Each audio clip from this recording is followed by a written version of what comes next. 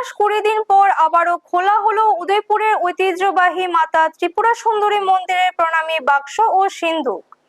মঙ্গলবার সকালে প্রশাসনের উপস্থিতিতে মন্দির প্রাঙ্গণে থাকা মোট 17টি প্রণামী বাক্স ও সিন্ধুক খুলে আনুষ্ঠানিকভাবে অর্থ গণনার কাজ শুরু হয়।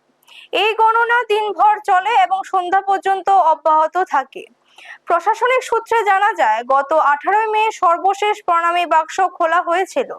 সেদিন প্রায় 20,52,000 টাকা সংগ্রহ হয়। এবারও উল্লেখযোগ্য পরিমাণ প্রণামী পাওয়ার আশা করা হচ্ছে। প্রণামী বাক্স থেকে ভারতীয় মুদ্রার পাশাপাশি বিভিন্ন দেশের বৈদেশিক মুদ্রাও উদ্ধার হয়েছে।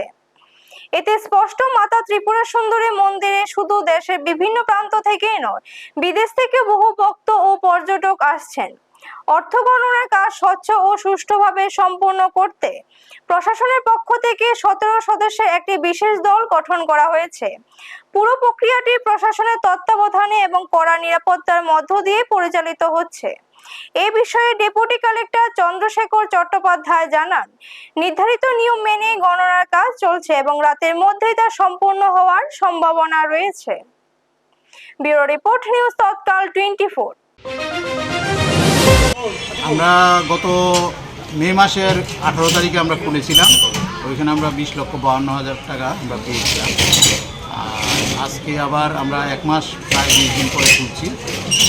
তো আজকে মনে হচ্ছে টাকা একটু কম হবে গতবারের তুলনায়।